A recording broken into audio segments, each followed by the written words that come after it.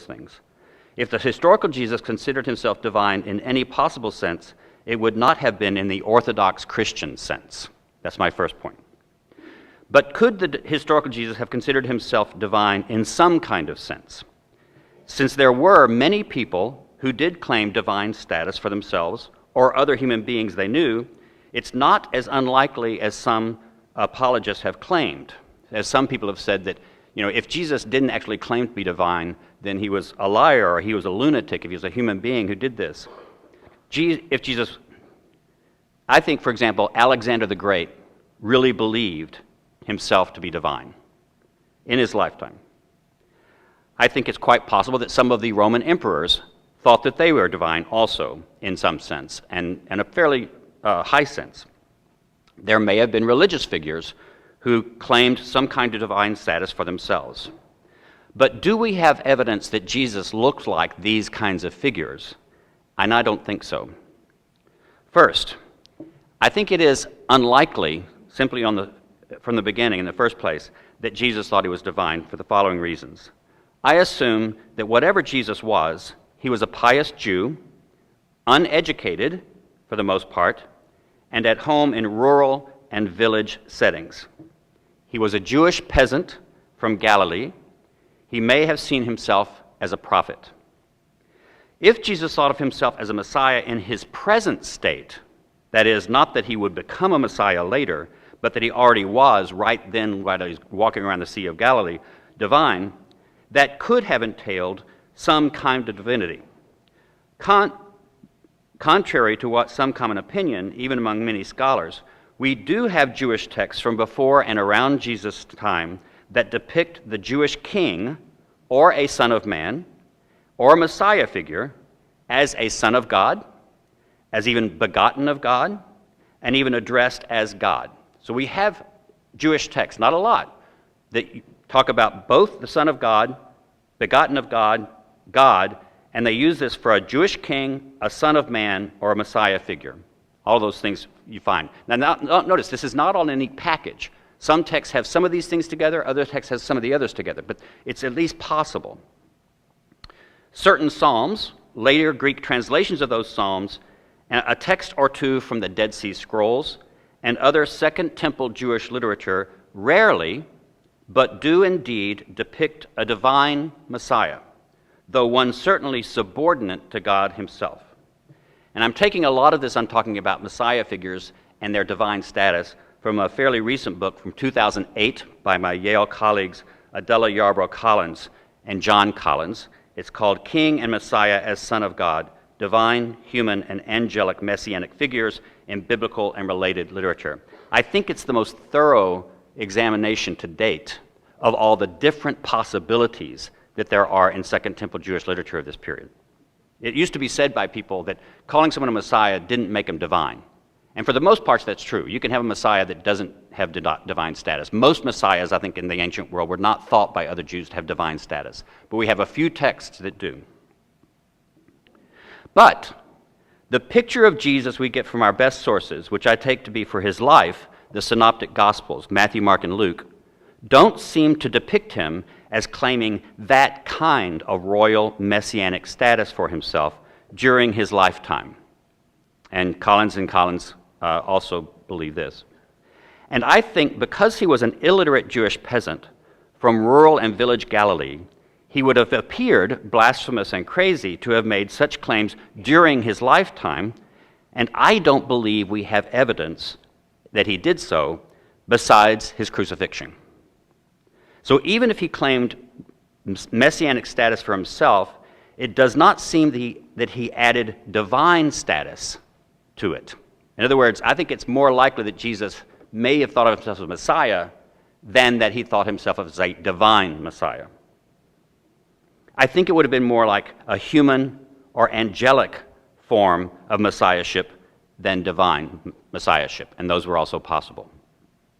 But these other contemporary Jewish texts do hint at how his disciples later elevated him to divine status by connecting him to that kind of divine messianic tradition. So I believe that his disciples, when they believed he was a Messiah, and then they believed he was raised from the dead, I think they put that together and said, oh, he is a divine Messiah, and therefore he is not only the Son of God, but can be thought of as God himself. The Synoptic Gospels do not portray Jesus as pre-existent.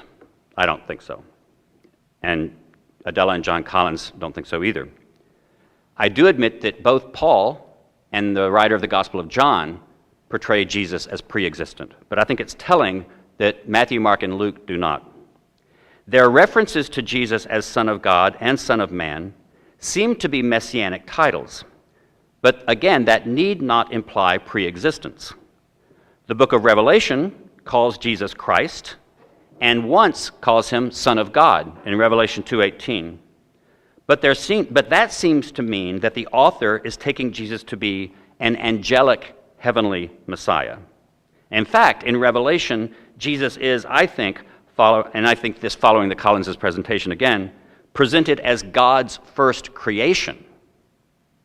He might be the Christ, but he is a created Messiah.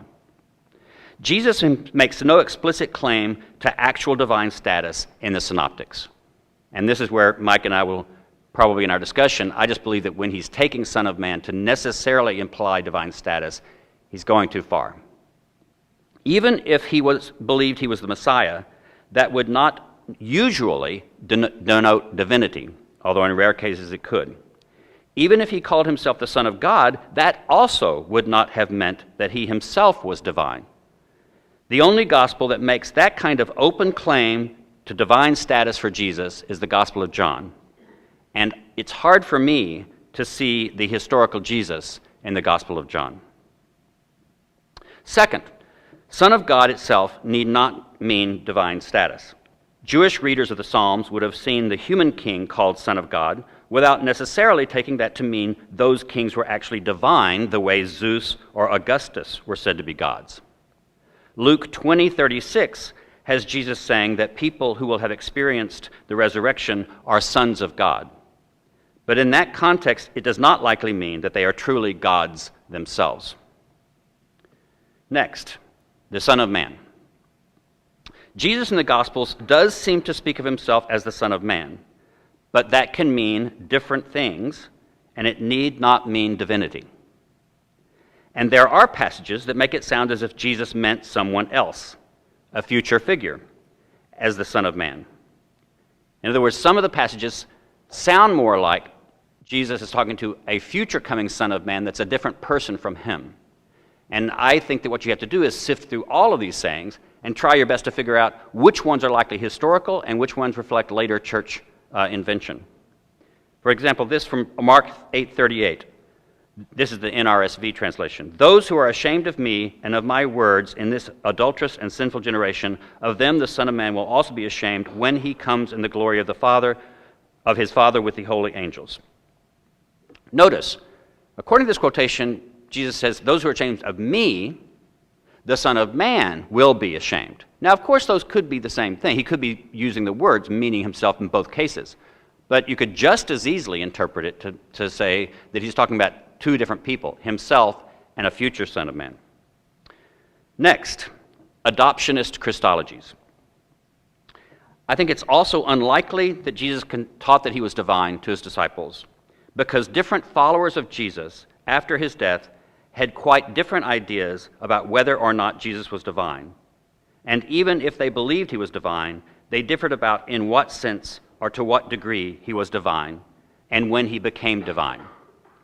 In other words, there is not a unified Christology, even in the New Testament, much less if we consider what other followers of Jesus who didn't make it into the canon were believing at the time. Luke 3:22 says that at Jesus' baptism, besides the saying, "This is my beloved Son," some ancient manuscripts add, "Today I have begotten you," quotation from the Psalm. And following Bart Ehrman, I think that's the better reading of what was actually in the text. And that Orthodox scribes in the 2nd century took out the "Today I have begotten you" because they thought this makes it sound like Jesus was adopted by God. He wasn't always God. He was adopted by God at his baptism. Note also that the same kind of saying happens at the transfiguration in Luke 9:35. Our passage says, "This is my son, this is my beloved, my chosen, in that passage. So the word my chosen is used at the transfiguration. And some scribes apparently changed that to my beloved. Now, why would people change my chosen to my beloved? Well, if you're an orthodox scribe and you believe Jesus wasn't chosen to be God's son at the transfiguration, he always was God's son, then you might want to change that text of Scripture to not leave adoptionist Christians, who you consider heretics, any ammo in the Bible. In Romans 1:4, Paul says that Jesus was designated or appointed as Son of God with power according to the Spirit of holiness by resurrection from the dead. Now, your translation might have that as declared to be Son of God, but I don't think that's a correct interpretation of the Greek word. Horizo is a word that you use for designating something as something. I think it's misleading. I think the Greek should be read, and this is not Paul's Christology. I think what Paul is doing is quoting some kind of line that he's heard before him, but that line would sound like that God made Jesus Son of God only at his resurrection. And that's what some adoptionist Christians pointed to back up their own case. For example, Queen Elizabeth was not queen until she was made queen at her coronation. And I think that's the best way to read that Greek. If that's true, then someone before Paul, because he's quoting it, I think, had an adoptionist Christology by which they believed Jesus wasn't God or Son of God until his resurrection. In Acts 2:38, this is a quotation, God has made him both Lord and Messiah, this Jesus whom you crucified. Again, made him Lord and Messiah. In Acts 13:33, God fulfilled his promise by raising Jesus, as also it is written in the second Psalm, you are my son, today I have begotten you. The raising of Jesus is when Jesus became Messiah. In other words, I'm saying this is not Orthodox Christology. It just shows that there were messy ideas about whether Jesus was divine. If so, what kind of divine was he? Was he kind of low-level divine or really high-level divine? And when did he become divine?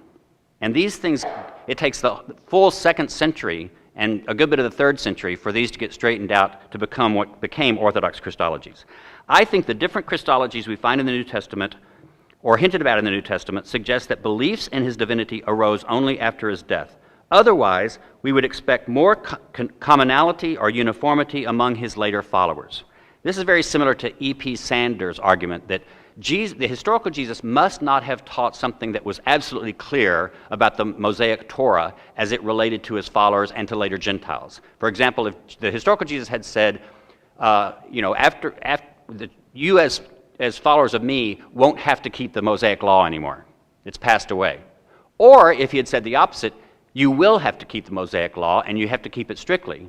Or if he had said, when you make disciples of Gentiles, you should circumcise them and make them keep the Torah.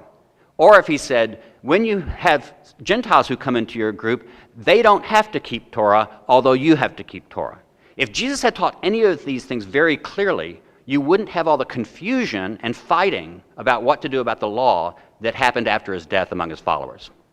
If he had said something clear. That was E.P. Sanders' argument of the law. I'm making a very similar one about claims to Jesus' divinity. If he had taught that he was divine in any kind of clear sense, then I do not expect that you have all the various ways of conceiving him to be divine or not in the earliest Christianity.